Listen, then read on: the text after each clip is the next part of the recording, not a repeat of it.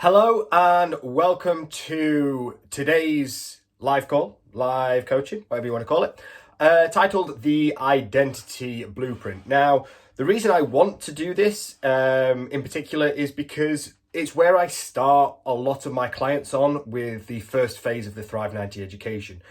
Phase one, the fundamental foundations, is exactly that. We look at the fundamental foundations that are required to make sure you achieve your goals in the shortest time possible, but also sustain them. Because I see so often people will implement something that solves the problem there and then, but they really struggle with maintaining it. If we work through the identity blueprint, if we take into account the problem onion, that way we know we will be better suited to maintain our goals for the long term, not just the short. So, why do we want to look at the identity blueprint? First and foremost, constantly treating symptoms is only a short-term focus. And what I mean by symptoms, it's the kind of like, what do you want, basically? If you're only focusing on like, I just want to lose 2 stone. I just want to drop a dress size. These are shorter term focuses because they're just what's. There's not really much behind it. If we do this, we find ourselves yo-yoing between success and not. Now, I wanted to be very clear here because I didn't want to say success or failure because we are not failing if we don't maintain.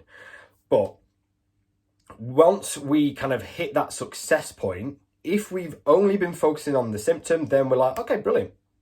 We've got rid of this symptom and I'm just going to kind of stop doing what I was doing because I've done what I wanted to do. And typically the goal then is to maintain. Now, the issue being, no one with a goal to maintain ever maintains because we need something to push us beyond. And this is what we don't want to do. We don't want to find ourselves getting to the point where we've got success, not maintaining it, and just constantly going on this back and forth yo-yo of achieving your result, then gutted that you've no longer got your result, so you do something about it and you achieve it, probably slower, and just kind of constantly going between the two. And third, if we don't think about the problem onion, if we only focus on symptoms, you're not really likely to have anything that really drives you. You're not really going to have anything that's going to kind of get you up in the morning, and not necessarily get you up in the morning at 6 a.m. and do a ton of exercise, but just get you up in the morning and give you that drive to make positive change. However, if we flip it on its head and you use the identity blueprint and the problem onion right now, right here, you will get clear on exactly what you want to achieve. Because I'm going to be totally honest with you. You probably think you are clear already, but the chances are you're not. Because we don't like to delve down deep into what we really want. We, as I say, just focus on these symptoms.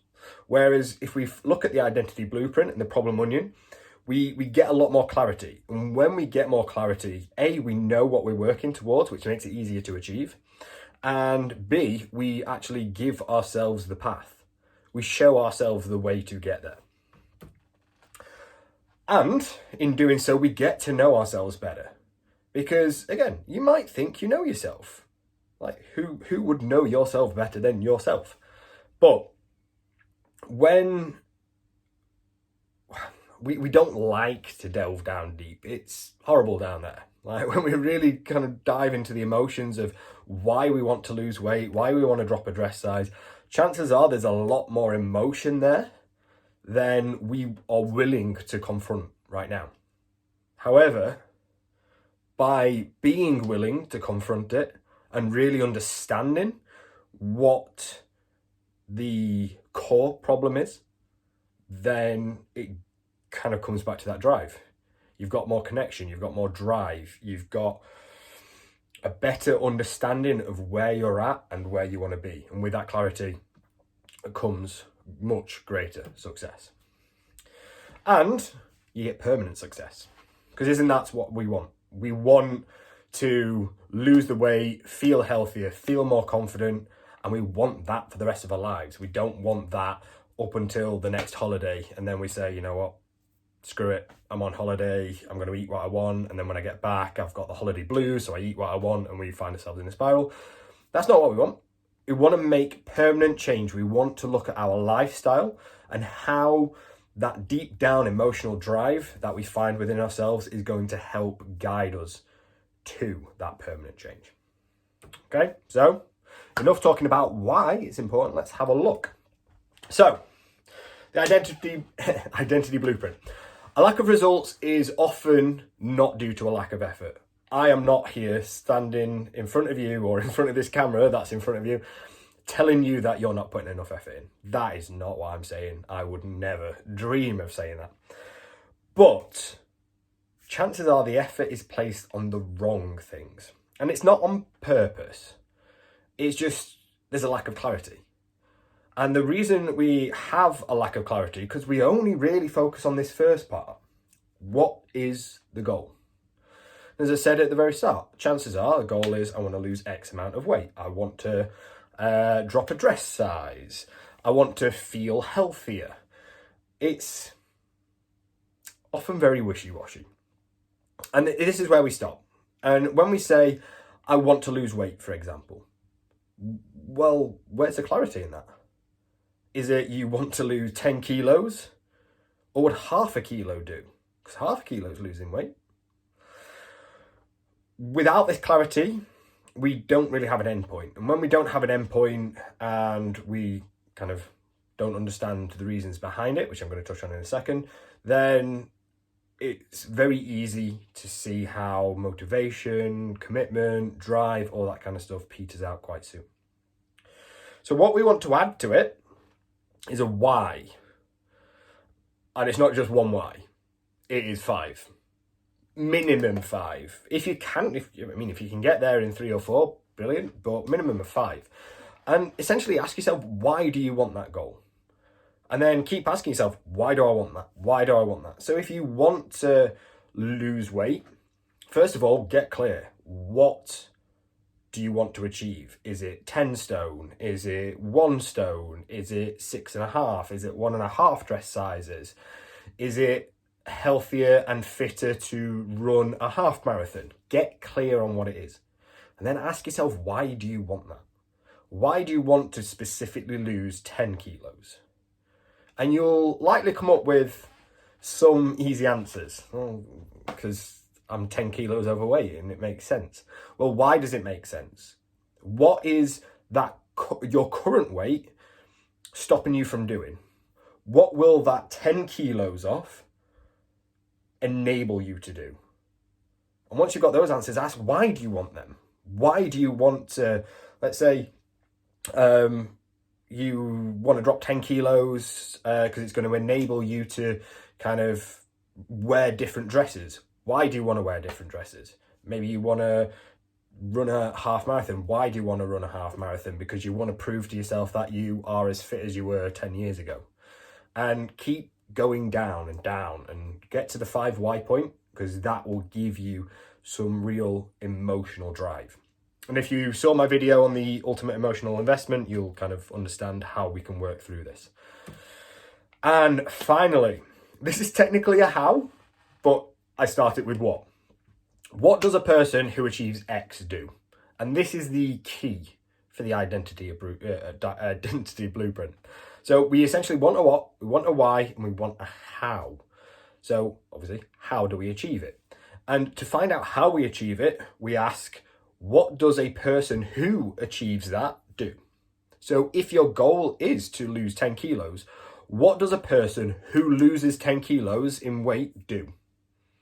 And then do them. That's how we start creating the identity. So as I say, the what and the why give you the clarity.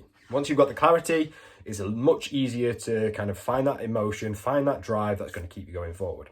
The how is the identity you need to assume. You need to take on the persona of someone who achieves that goal. Even though you haven't yet, do the things that someone who has achieved that would do. and take that identity on, because the more you take action within that identity, the more that will then become you. Right now, using an example from kind of my own experience, I was never someone who enjoyed kind of consistently going and training weights. I played rugby, that was what kept me fit. I did cardio because that's what I thought was going to help me lose fat. Lots of different things. But I essentially just thought sport and cardio.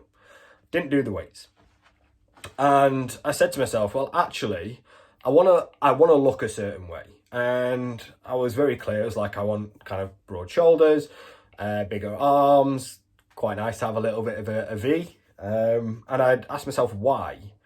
Why did I want this? Like, there was, I'm not going to bore you with it, but lots of things to do with confidence. The clothes I wear, the way I present myself, especially in the role I do now. And I was like, well, how or what does someone who looks like that do? They go to the gym. They don't just go to the gym. They go to the gym at least 4 times a week to train resistance. So even though resistance was never something I did, it was a case of, well, let's get to the gym 4 times a week to do resistance. Because if I want to become someone who looks that certain way, because of the reasons that I have that are very personal to me, then I've got to take on the identity of someone who does that. And that was maybe 4 or 5 years ago. Now I don't think twice. Now, going to the gym and doing resistance is actually part of my happy time. It's the time I take for myself. It's part of my morning routine where I kind of implement some things that get me energized. But that is because instead of just treating the symptom and thinking, oh, I want to look this way, so I've got to do this, or I want to look this way, so I'll do this until I look that way. It's, well, what type of person do I need to become to achieve that? And now it is part of me. It's part of my core. And that is essentially where the problem onion comes in. So you'll have the outer layer, which is essentially your symptom, like the thing that you want to change. And then underneath that, there is a problem that is causing the symptom. Within that, there is your core.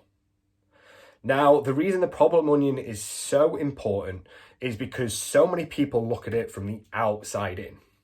As I said, they just look at the what. What do I want to change? That is the symptom. So they just focus on the outer layer. And don't get me wrong, as a coach who obviously needs to appeal to my audience out there, I will talk about the symptoms.